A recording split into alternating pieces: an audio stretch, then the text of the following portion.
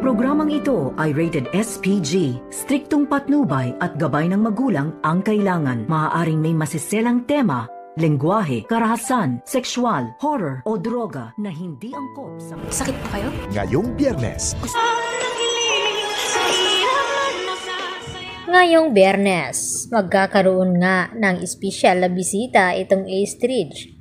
At dito naman na magugulat itong si Annalyn dahil darating nga dito itong si Miss Pokwang. At ito pala ay ang ina dito ni Doc Lyndon Javier na gustong dumalaw kay Doc Lyndon at makilala itong si Annalyn. At dito nga na tinanong ni Annalyn itong si Miss Pokwang kung may sakit ba daw ito dahil bigla na lamang itong yumakap kay Annalyn at napaiyak. At may isa pang kasama itong si Pokwang na isa ding komedyante.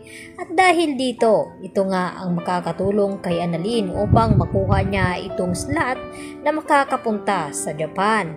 At dahil na rin sa tulong ni Doc Lyndon at dahil hindi rin naman hahayaan ni Doc Lyndon Javier na hindi niya makakasama itong si Annalyn papuntang Japan dahil ito na nga ang kanilang special moment. At masasamahan naman ito dito ni Lynette nang sa ganon ay matanggal na nga ng tuluyan itong trauma ni Lynette ngayon. At dito naman na kinukulit at kinamusta ni Doc Carlos itong kanyang anak na si Zoe. Na sana raw ay wag mag-post ng kung ano-ano ang kanyang ina dahil baka raw ay mapapasama itong si Zoe at madadamay sa ginagawa dito ni Moira. Na magkaroon naman daw ng konsensya itong si Moira at ipakita na hindi siya magiging masaya dahil nasa ICU pa nga itong si Don Pepe at nagawa na nga maglamerda itong si Moira sa Japan. At dito nga na nagalit itong si Zoe. Wala na daw pakialam itong si Carlos kung ano man ang kanilang gagawin. At dito nga na sinabi ni Carlos na kung kailangan ni Zoe ng tulong ay nandun nga itong si Carlos na handa siyang tulungan. At nagtanong itong si Zoe na kung paanong paraan. Natakot nga itong si Carlos na baka magising itong si Lolo Pepe at malaman na siya nga ang tunay na ama dito dahil alam nga noon ni Don Pepe bago nga siya maaksidente. Kaya damay din daw itong si Carlos. Yan naman ang saan ni Zoe sa kanya.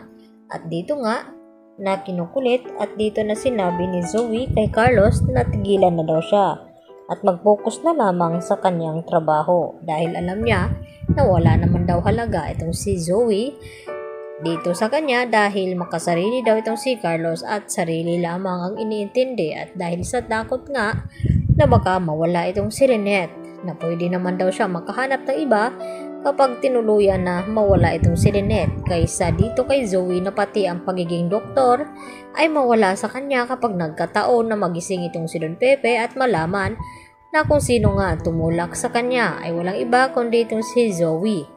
Kaya yun nga ang inaalala ngayon ni Carlos at problemado nga ito. Kaya hindi rin pumapayag itong si Carlos na makapunta itong si Annalyn sa Japan dahil alam niya na naroon nga itong si Zoe at Moira.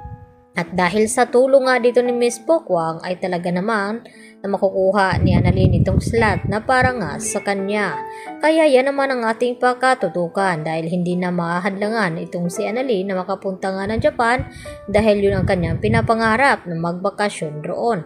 Kaya agad naman na magpapadala din ng tauhan itong si Carlos upang tulungan nga itong si Moira at itong si Zoe na hindi magkita itong si Lynette at itong si Annalyn doon nga sa Japan. Kaya pala mapadpad itong si Moira doon at kakausapin ang tauhan ni Carlos Benitez.